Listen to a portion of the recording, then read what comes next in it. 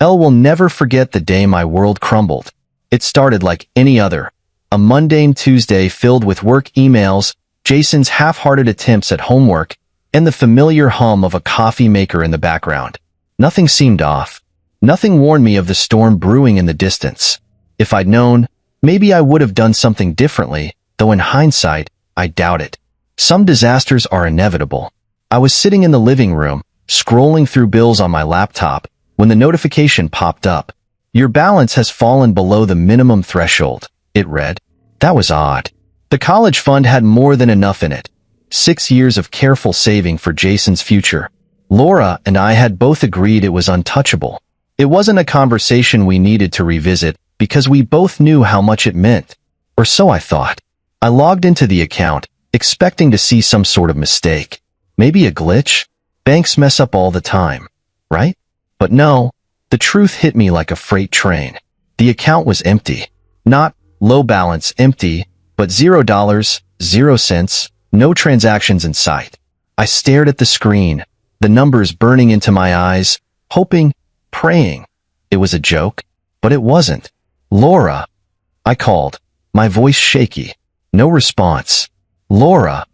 I tried again, louder this time, but the silence that answered was deafening. She wasn't home. That's when the sinking realization crept in. Laura had been acting strange for weeks. A little distant. A little too dressed up for her errands. Brushing off questions about where she was going with vague excuses. I chalked it up to stress, life, whatever. Never once had I thought. I grabbed my phone and dialed her number. Straight to voicemail. I tried again. Same result. My heart was pounding now, every beat thudding in my chest like a drum. Jason wandered into the room, munching on an apple, oblivious to the chaos unraveling before him. Where's Mom? I asked, trying to sound calm for his sake. He shrugged, taking another bite. She said she had to go somewhere. Somewhere. That word felt like a dagger twisting in my gut. My hands were shaking as I opened our joint credit card account. Maybe I didn't want to see what I already suspected, but I couldn't stop myself. And there it was, transaction after transaction. Flights, luxury hotels, high-end restaurants. My wife was halfway across the country, living it up on money meant for our son's future. I didn't want Jason to see me fall apart, but it was hard. My mind raced with questions. How could she do this? How could she take from our son? From the one person who had nothing to do with our issues? Sure, we'd been arguing lately. Sure, things hadn't been perfect. But this was unforgivable. Jason must have noticed the look on my face because he came over and put a hand on my shoulder. Dad, it's fine, he said with a smile that was too calm, too knowing. I fixed everything. At the time, I thought he was just trying to make me feel better. Kids don't understand the weight of betrayal, the depth of loss. They see things in black and white, good guys and bad guys, problems and solutions. I wanted to believe his words were innocent. But even then, something about his tone felt off, like he knew more than he was letting on. I didn't have the energy to press him. My focus was on Laura. I tried calling again, but it was useless. It wasn't until later that night, when I checked the closet and saw her suitcase missing, that the truth hit me in full force. She wasn't coming back. She had emptied the account, packed her bags, and walked out on her family. On me. On Jason. The anger came in waves, each one more intense than the last. I wasn't just furious at her. I was furious at myself. How could I have missed the signs? How could I have let this happen under my nose? Every transaction, every lie, played on repeat in my mind like a cruel movie I couldn't turn off. Jason stayed quiet most of the evening, watching me with that same calm expression. When he finally went to bed, I sat alone in the dark, replaying the last few months, trying to find answers. But there weren't any. There was just a gaping hole where trust used to be, and a betrayal so deep it threatened to swallow me whole. I'd like to say I found some clarity that night, some resolve to move forward, but I didn't. All I found was the cold, bitter truth.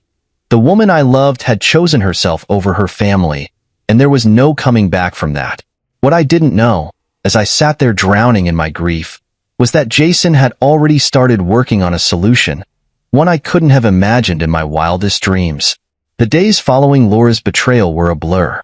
I was barely functional, running on autopilot, consumed by anger, confusion, and heartbreak. But Jason? Jason was unshaken. If anything, he was eerily composed for a 10-year-old whose mother had just abandoned him. He still went to school, still did his homework, still played with his Legos like nothing had changed. At first, I chalked it up to shock. Kids process trauma differently, right? But the truth was, Jason wasn't ignoring the situation. He was working on it. It started small. I'd catch him typing furiously on his tablet, his face scrunched up in concentration. He'd glance at me and quickly minimize the screen, brushing it off with a casual, "Just homework, Dad." I didn't think much of it at the time. After all, he'd always been a whiz with technology, coding, gaming, whatever. It was his thing.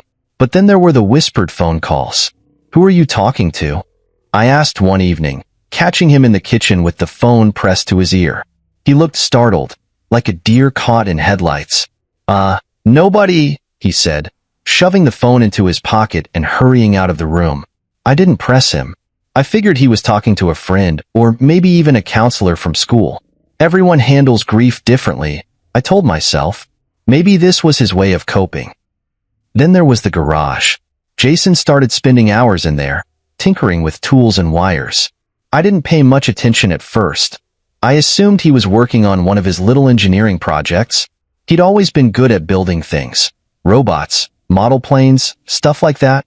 But one night, curiosity got the better of me. I wandered into the garage to see what he was up to, and what I found stopped me cold. There was a whiteboard covered in diagrams, equations, and flowcharts. It looked like something out of a spy movie. Next to it was a laptop with lines of code scrolling across the screen. Jason was sitting at the workbench, soldering something that looked suspiciously like a listening device. When he saw me, he jumped up, trying to block the whiteboard with his small frame. "What's all this?" I asked, genuinely baffled. "Nothing, Dad. Just a project for school," he said, too quickly, too defensively. I raised an eyebrow.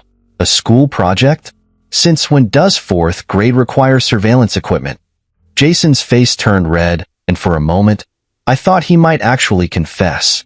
But then he just shrugged and muttered, "You wouldn't get it," before packing up his tools and heading back inside. I stood there, staring at the whiteboard, my head spinning. Whatever Jason was working on, it wasn't for school, and it wasn't just a hobby. As the days went on, the strange behavior only escalated. Jason started asking oddly specific questions about Laura's finances. Did she have other accounts? Did I know her passwords? Did she ever talk about offshore investments? At first, I thought he was just being curious, but then I realized he was gathering information. "Why do you want to know all this?" I asked one evening. Jason shrugged, not looking up from his tablet. "No reason. Just wondering." "Jason," I said, my voice firm, "this isn't normal. If something's bothering you, you need to tell me." He finally looked up, his expression unreadable. "I told you, Dad. I'm fixing it. You'll see." That night, I couldn't sleep. Jason's words kept echoing in my mind. Fixing it? What could he possibly mean by that? I thought about confronting him, demanding answers, but something held me back. Maybe it was exhaustion, or maybe it was a small, irrational part of me that trusted him, trusted that he really did know what he was doing. The next morning, I found him in the kitchen, typing away on his laptop. He didn't even notice me standing there, watching him. His fingers flew across the keyboard with the kind of confidence that didn't belong to a 10-year-old. "Jason," I said softly, and he froze. "Yeah, Dad?" I wanted to ask him what he was doing, what he was planning, but the words caught in my throat. Instead, I just said, "Breakfast is ready," and walked away. Looking back, I should have pressed him harder. I should have demanded to know what he was up to. But part of me didn't want to know. Part of me was afraid of what I might find out. Over the next few days, Jason's behavior became more secretive. He stopped leaving his tablet unattended. He locked the garage whenever he was working. He even started covering the whiteboard with a sheet when he wasn't using it. And then, just as I was starting to convince myself that it was all harmless, Laura called. It was late afternoon when my phone rang. I was standing by the kitchen sink, staring blankly out the window, still trying to piece my life back together. Jason was in the living room, playing on his tablet, completely immersed as usual. I glanced at the caller ID and froze. Laura. My first instinct was to let it ring. Why should I answer? What could she possibly say to justify what she'd done? But curiosity got the better of me, and against my better judgment, I picked up. What do you want? My voice was cold, sharper than I intended, but I didn't care. Alex, she cried, her voice frantic and trembling. Oh my God, Alex, you have to help me. Help her? The audacity of her request made my blood boil. Help you? I spat. You emptied our son's college fund and ran off with your boyfriend. Why on earth would I help you? Alex, please, just listen to me, she begged, her voice cracking. Something's gone wrong. Everything's gone wrong. I leaned against the counter, gripping the edge to steady myself. What are you talking about? It's Damien, she said, almost sobbing now. He's gone. Just disappeared. All his accounts are frozen, and so are mine. I can't access anything, Alex. Nothing. And now the police are looking for me.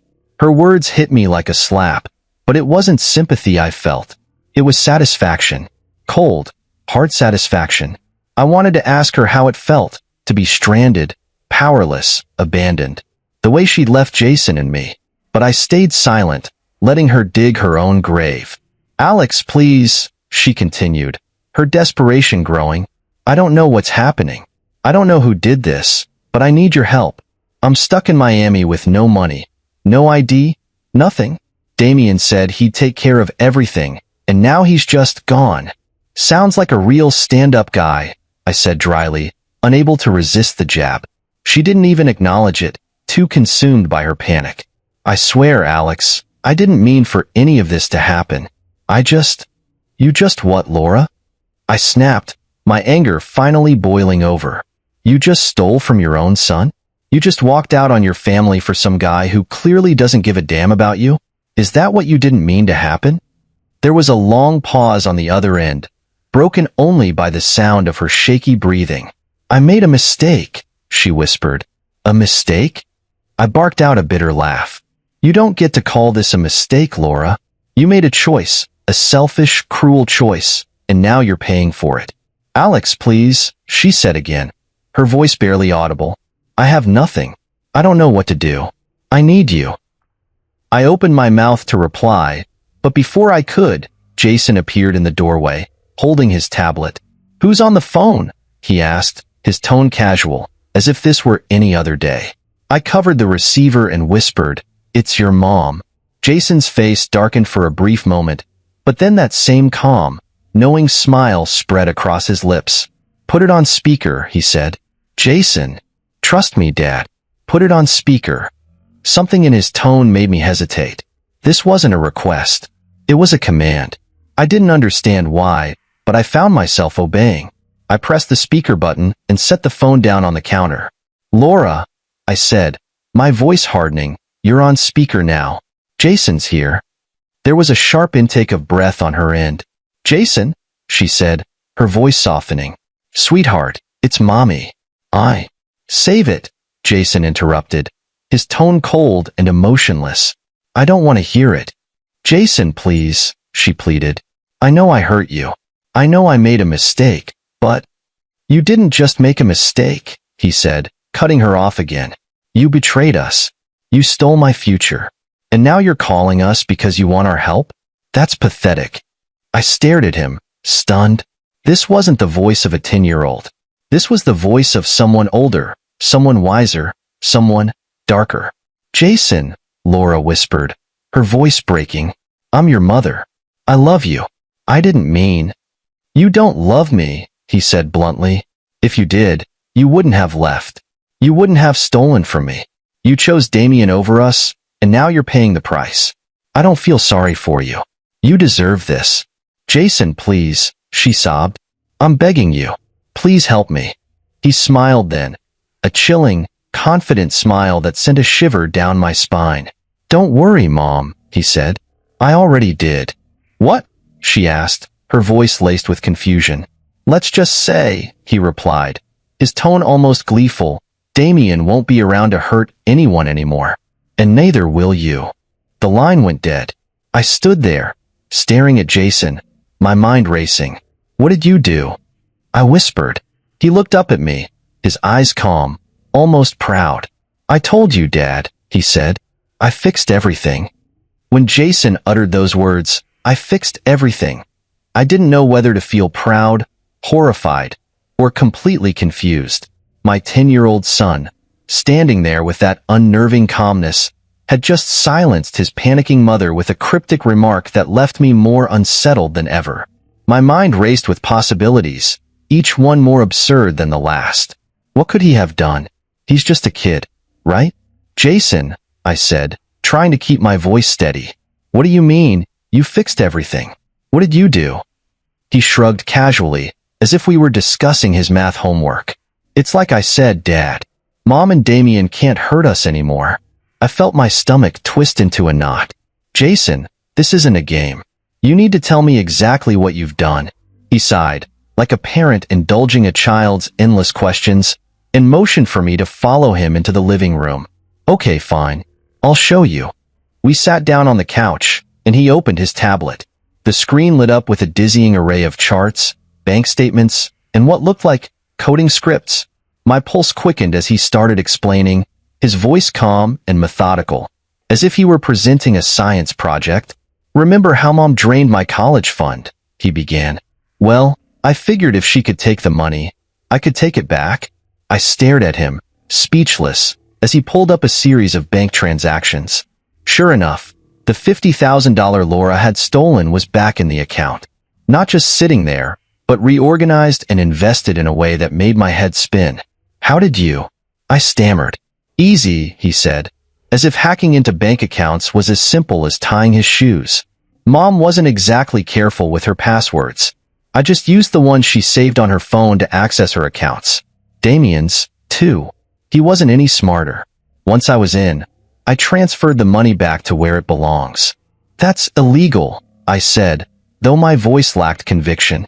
He shrugged again. So is stealing from your kid. I couldn't argue with that, but my unease deepened as he continued scrolling. The bank transfers were just the beginning. Jason had done more. Much more. Damien had a bunch of accounts in his name, Jason said, pointing to the screen. Turns out, he's been scamming people for years. Fake investments, shell companies, stuff like that. I reported everything to the authorities. Gave them all the evidence they need to lock him up for good.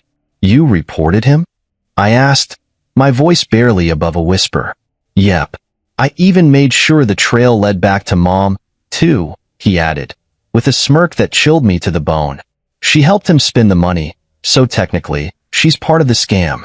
Now the police are watching her, too. Jason, do you understand what you've done? I said, my voice rising. This isn't just about getting the money back. You've put your mother in serious trouble.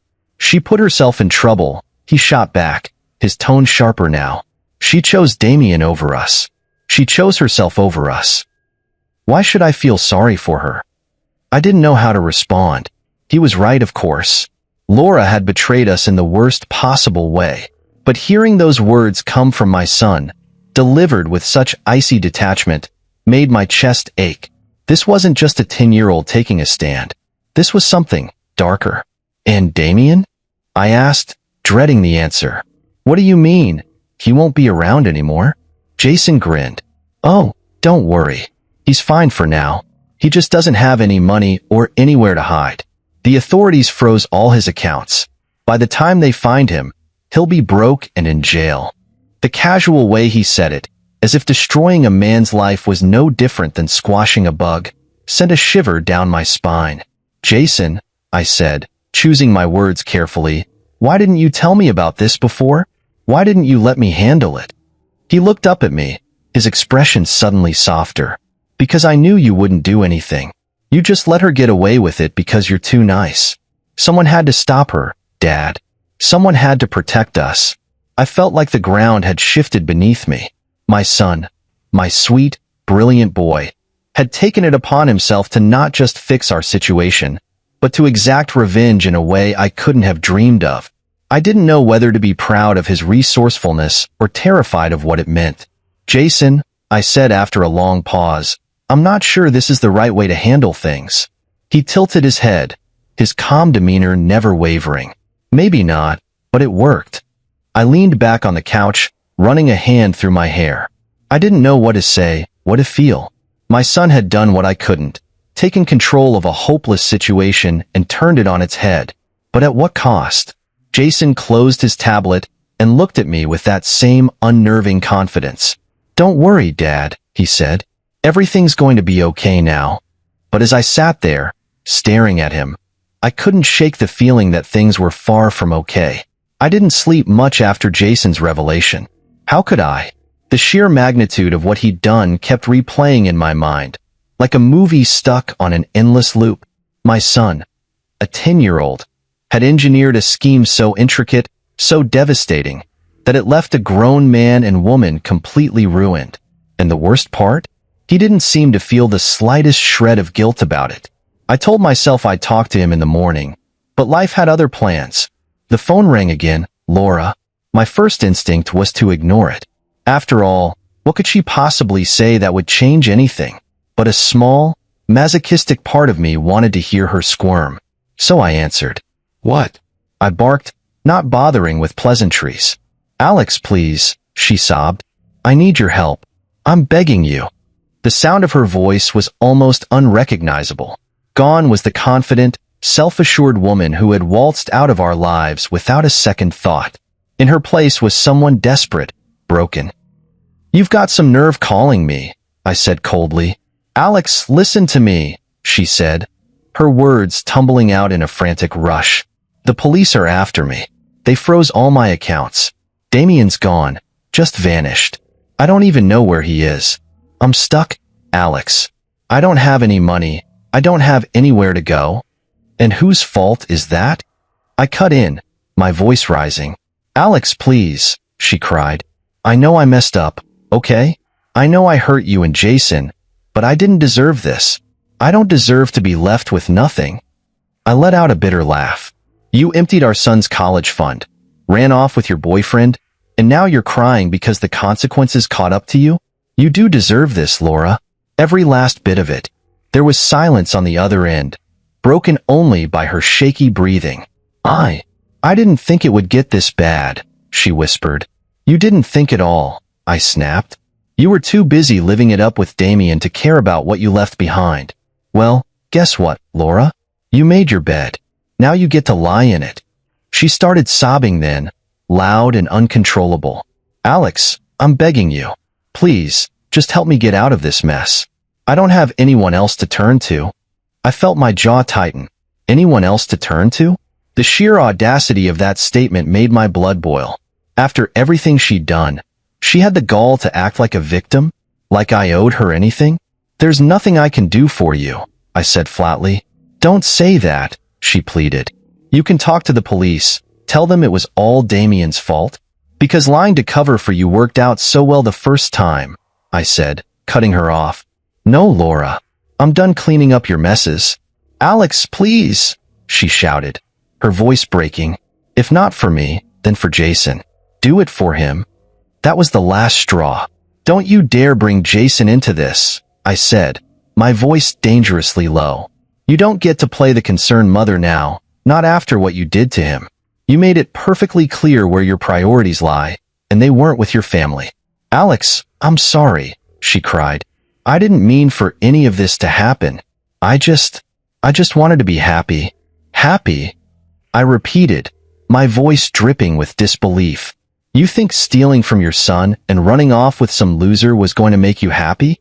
Well, congratulations, Laura. You got what you wanted, and now you can deal with the consequences.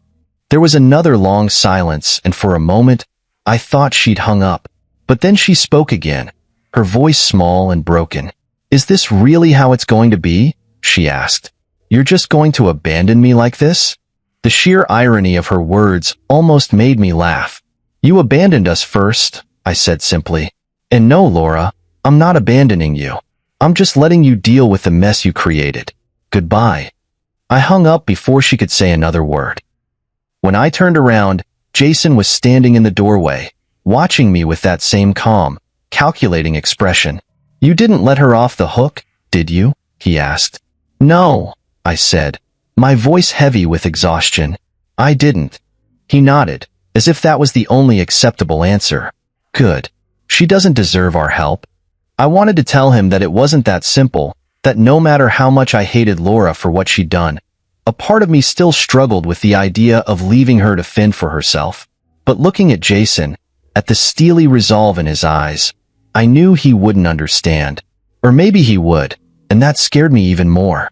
"Jason," I said carefully, "what you did, what you're doing, it's not normal. This isn't how a 10-year-old is supposed to think." "I'm not a normal 10-year-old, he said bluntly.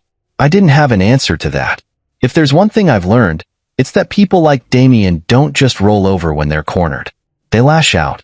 They make noise. They take down as many people as they can on the way down.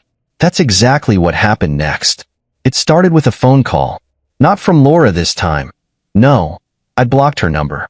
This one came from a number I didn't recognize. Against my better judgment, I picked up, thinking maybe it was the authorities finally catching up to Damien. "Alex," the voice growled on the other end. Low, dangerous, and filled with venom. "You think you're so clever, don't you?" I froze. "Damien, Damien," I said, my voice flat. "Shouldn't you be in hiding by now?" He let out a humorless laugh. "Oh, I'm in hiding, all right. Thanks to you and your little brat. You think you can ruin my life and just walk away?" I glanced toward the living room where Jason was sitting on the floor, calmly assembling a model car as if nothing in the world could touch him. For a moment, I considered denying everything, playing dumb. But what was the point? Damien already knew. "You got what you deserved," I said, keeping my tone even. "You stole from my family. You didn't think there'd be consequences?" "You don't know who you're dealing with," he snarled. "You think this is over? It's not over. Not by a long shot." "What are you going to do, Damien?" I asked, my patience wearing thin.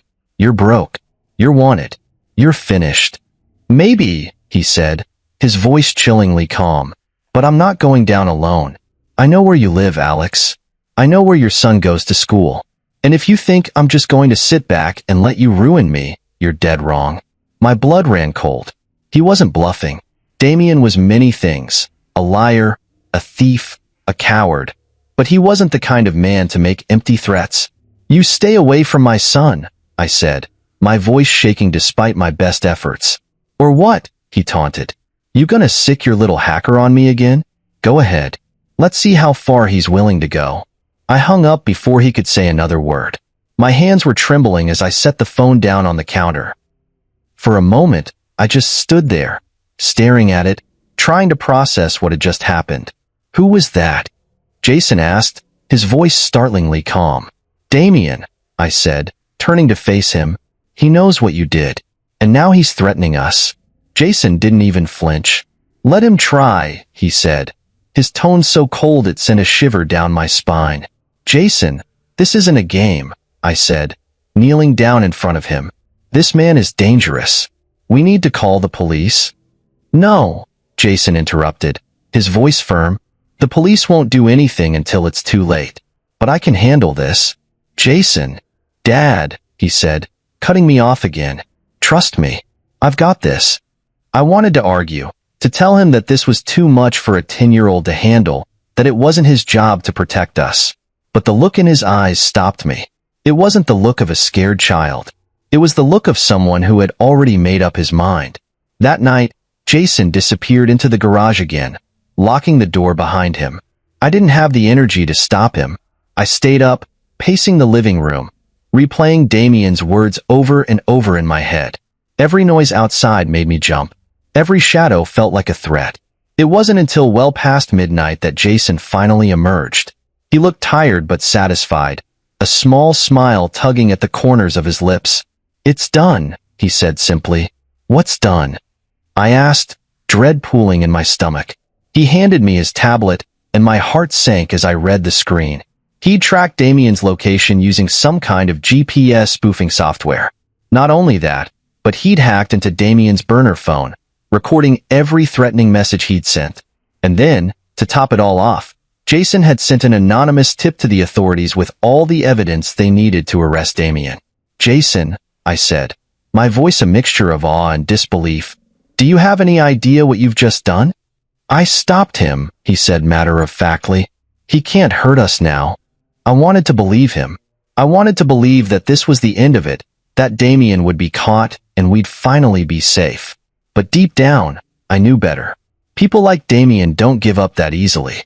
Sure enough, the next morning, I woke up to find a brick through our front window. Attached to it was a note, scrawled in messy, angry handwriting. "This isn't over." Jason found it before I did. He read it, crumpled it up, and tossed it in the trash without a word. "Jason," I said cautiously, "maybe we should leave. Go somewhere safe until this blows over." He looked up at me, his expression calm and unshaken. "We don't need to run, Dad. I have one more move to make." I stared at him, my heart pounding. "What do you mean, one more move?" He smiled then, a small, chilling smile that sent a shiver down my spine. "You'll see." I couldn't shake the unease that came with Jason's words. "You'll see." He said it so casually, so confidently, as if the chaos that had taken over our lives was nothing more than a game he was determined to win. But this wasn't a game. Not for me. Not when I'd spent the night cleaning up shattered glass and taping cardboard over the broken window, wondering if Damien would show up next with something worse than a brick. The next 2 days passed in tense silence. Jason went about his routine as though nothing had happened, but I could feel the gears turning in his mind. I didn't dare ask what he was planning. Part of me didn't want to know. I figured if I stayed out of it, maybe, just maybe, I could pretend my 10-year-old wasn't masterminding a battle against a grown criminal. Then it happened. It was late in the afternoon when the doorbell rang. My stomach sank. No one had come by in days, not since the brick, and I wasn't expecting anyone. Jason glanced up from his tablet, his face unreadable. "Don't answer it," I said instinctively, my voice low. Jason didn't reply. He just stood up, walked to the door, and peered through the peephole. Then, without hesitation, he unlocked it and swung it open. Standing there, larger than life and twice as angry, was Damien. His face was a twisted mask of fury, his eyes bloodshot and wild. He was a shadow of the smug, confident man I'd seen in old photos with Laura. This Damien looked desperate and dangerous. "Where is he?" Damien growled, stepping into the doorway without invitation. I moved to block his path, my heart pounding. "You need to leave," I said, trying to keep my voice steady. Damien sneered. "Oh, I'm not going anywhere. Not until your little brat explains how he ruined my life." Jason, to my horror, stepped forward. He was calm, almost bored, as he crossed his arms and stared up at Damien.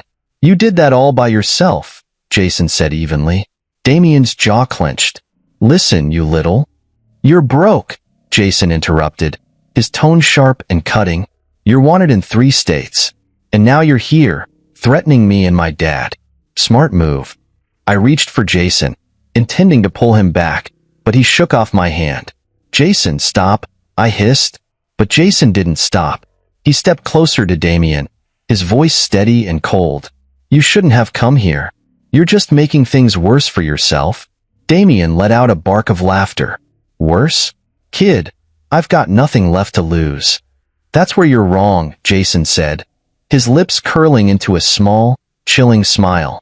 Before I could process what was happening, Jason reached into his pocket and pulled out a small device, something I didn't recognize. He pressed a button, and suddenly, Damien's phone buzzed in his pocket. Damien frowned, pulling it out to see a series of files popping up on the screen. "What the hell is this?" Damien demanded. "Proof," Jason said simply. Damien's eyes flicked over the screen, his expression shifting from confusion to alarm. "You little—" "Proof that you're a threat," Jason continued, cutting him off. "Every message you've sent, every call you've made, every threat, you've left a trail. And now the authorities have it." Damien's face turned red. "You're bluffing." Jason tilted his head. "Am I?" In that moment, I realized what Jason had done. He hadn't just been gathering evidence. He'd been preparing a trap. Damien's phone wasn't just buzzing with files. It was streaming a live feed straight to local law enforcement. Jason had turned Damien's own threats into his downfall. Damien lunged forward, his face contorted with rage. But before he could take another step, the sound of sirens filled the air. Jason didn't flinch. "That'll be for you," he said calmly. Damien froze, his eyes darting toward the window. The flashing blue and red lights confirmed it. He turned back to Jason, his face a mix of fury and panic. "This isn't over," he spat. "Yes, it is," Jason replied, his voice cold and final. The police burst through the door moments later, their guns drawn. Damien didn't resist. He knew it was over. As they hauled him away, I stood there in stunned silence, trying to process everything that had just happened. Jason turned to me, his expression unreadable. "I told you I had one more move," he said quietly. "Jason," I said, my voice shaking, "do you have any idea how dangerous that was? He could have hurt you. He could have hurt both of us."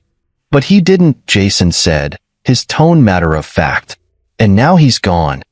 I wanted to yell at him, to demand answers, to make him understand that this wasn't normal, that this wasn't okay. But all I could do was stand there, staring at the boy who had just outmaneuvered a grown criminal. Jason looked up at me, his eyes calm but tired. "It's over now, Dad. We're safe." But as I stood there, watching the police car disappear down the street, I couldn't shake the feeling that nothing about this was safe. The house was eerily quiet after Damien's arrest. The chaos, the threats, the lingering fear. All of it seemed to dissipate in an instant. But the silence wasn't comforting. It was heavy, suffocating, and filled with unspoken questions. Questions I wasn't sure I wanted answers to. I thought that was the end of it. Damien was out of our lives. Jason had gone back to his usual routine, and I could finally focus on rebuilding what little was left of our family. But then, Laura called. Again. I recognized the number immediately. I'd blocked her main line, but she must have found another way to contact me. I considered ignoring it. What more could she possibly say? But curiosity won out. I needed to hear it for myself. "What now, Laura?" I said, my tone colder than ice. Her voice was barely recognizable, weak and hoarse, like someone who hadn't slept in days. "Alex," she began, but her words faltered. "I don't have time for your sob stories," I snapped. "If you're calling to beg for money or forgiveness, you're wasting your breath." "I don't want your money," she said quietly. I don't know what I want." That caught me off guard. For the first time since this nightmare began, there was no arrogance in her tone, no entitlement. Just raw, unfiltered defeat. "Then why are you calling?" I demanded. "I'm in trouble, Alex," she admitted. "Real trouble." "You don't say," I replied sarcastically. She ignored my jab. "The police, they're investigating me. They think I was part of Damien's scams." "Weren't you?" I asked, letting the accusation hang in the air. She hesitated. "I didn't know what he was doing at first," she said, her voice trembling. "But by the time I figured it out, it was too late. I was already tied to everything. And now they're freezing my accounts, seizing my assets. I have nothing, Alex. Nothing." "That makes two of us," I shot back. "Or did you forget that you wiped out Jason's college fund to finance your little adventure?" "I was stupid," she admitted, her voice breaking. I thought Damien loved me. I thought he'd take care of me." I let out a bitter laugh. "And how's that working out for you?" She didn't respond. The silence on the other end spoke volumes. "Why are you calling me, Laura?" I asked again, this time softer, though no less firm. "Because you're all I have left," she said quietly. "You and Jason." Her words hit me like a punch to the gut. Not because they moved me, no, far from it, but because of how delusional they were. "You don't have us," I said firmly. "You lost us the moment you chose Damien over your family." "Alex, please," she begged, her voice cracking. "I made a mistake. I know I messed up, but I'm still Jason's mother. I need a second chance." "Second chance?" I repeated, incredulous. "Laura, this isn't some minor slip-up. You stole from your own child. You abandoned him for a man you barely knew. And now that your perfect little fantasy has come crashing down, you want to come crawling back? No, absolutely not." Her sobs filled the line, but I didn't waver. I couldn't. "Alex, I don't have anywhere else to go," she said, desperation seeping into every word. "That's not my problem," I replied coldly. "What about Jason?" she asked, her voice trembling. "Doesn't he deserve to have his mother in his life?" "Jason doesn't need you," I said bluntly. "He's done more for this family in the past 2 weeks than you ever have. And he's done it without you. We don't need you, Laura. Not anymore." The line went silent. For a moment, I thought she'd hung up. But then she spoke, her voice barely above a whisper. "So that's it?" she asked. "You're just going to turn your back on me?" I let out a bitter laugh. "You turned your back on us first, and now you're reaping what you sowed." She didn't respond. I heard her breathing, shaky and uneven, and then the call disconnected. When I turned around, Jason was standing in the doorway, watching me with that same calm expression he always wore. "Was that Mom?" he asked. I nodded. What did she want? "To come back," I said simply. Jason didn't flinch. "Did you tell her no?" "I did." He nodded, satisfied. "Good. She doesn't deserve to come back." I wanted to tell him that it wasn't that simple, that forgiveness was supposed to be part of the process. But looking at him, so composed, so sure, I couldn't bring myself to say the words. Maybe he was right. Maybe some things really were unforgivable. In the days that followed, I couldn't stop replaying everything Jason had done, everything he had orchestrated. It was impossible not to marvel at his brilliance. A 10-year-old had managed to outwit grown adults, dismantle a criminal scheme, and save his family from ruin, all while keeping an unnerving level of composure. It was impressive, no doubt about it, but it was also terrifying. Jason didn't act like a normal child. He didn't respond to situations with fear or hesitation. Instead, he calculated, strategized, and executed with precision. It was as if every decision he made was part of a grand chess game only he could see. And while I couldn't deny the effectiveness of his actions, I couldn't ignore the coldness behind them. One evening, as I sat on the couch staring at the cardboard over the window, Jason came into the room. He had that same calm, confident expression he always wore, but there was something different about his eyes, something heavier. "Dad," he said, sitting down beside me, "are you mad at me?" The question caught me off guard. "Mad at you? For what?" "For everything I did," he said simply. "For going after Mom and Damien. For not telling you." I sighed, running a hand through my hair. How could I even begin to answer that? "Jason," I started carefully, "what you did. It's not something a 10-year-old should ever have to do. It's not something anyone should have to do." "But I did it," he said, his tone unflinching. "And it worked." "It did," I admitted. "But it's not just about whether it worked. It's about what it means." He frowned. "What do you mean?" I hesitated, searching for the right words. "Jason, the way you handled things, it wasn't normal. It wasn't healthy. You shouldn't have to think like that, to act like that. You're just a kid." His expression didn't change. "I did what needed to be done. If I hadn't, who would have stopped them?" I wanted to argue, to tell him it wasn't his responsibility, that I should have been the one to handle it. But deep down, I knew he was right. I had been paralyzed by anger and grief, too caught up in my own pain to act. Jason had stepped in because I hadn't, and that realization cut deeper than anything else. "You're smart, Jason," I said after a long pause. "Smarter than I'll ever be. But you're also my son, and it's my job to protect you, not the other way around." He looked at me then, his eyes searching mine. "But what if you can't?" he asked softly. "What if it's up to me?" I didn't have an answer.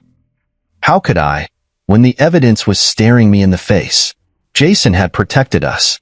He had saved us. But at what cost? In the weeks that followed, life slowly began to return to normal, or at least, as normal as it could be. Damien was behind bars, and Laura had gone silent, likely too caught up in her own legal troubles to bother us anymore. The house was quiet, peaceful even, but that peace felt fragile, like a thin sheet of glass ready to shatter at the slightest touch. One afternoon, I found Jason in the garage, tinkering with a new project. It was a drone, sleek and meticulously built, with wires and circuits laid out in perfect order.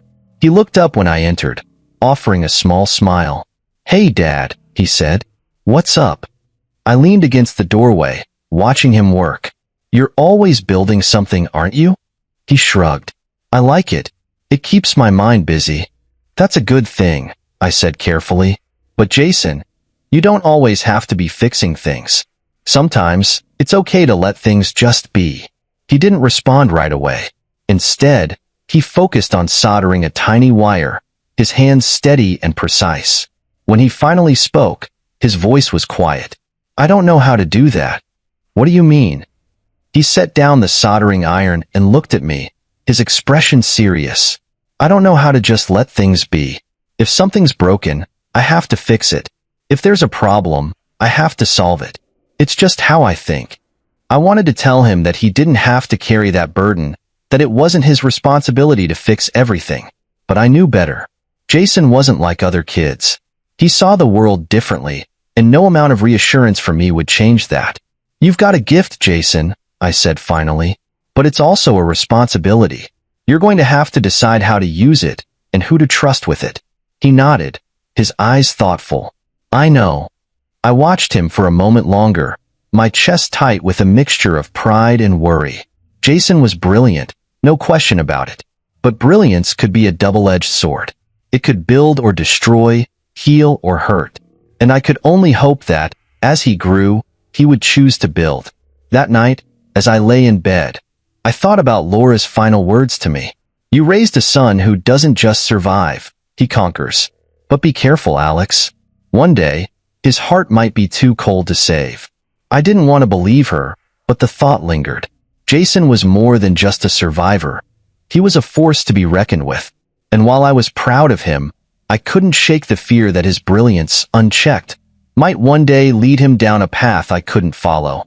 For now, though, we had peace. And I was determined to protect it, for both our sakes.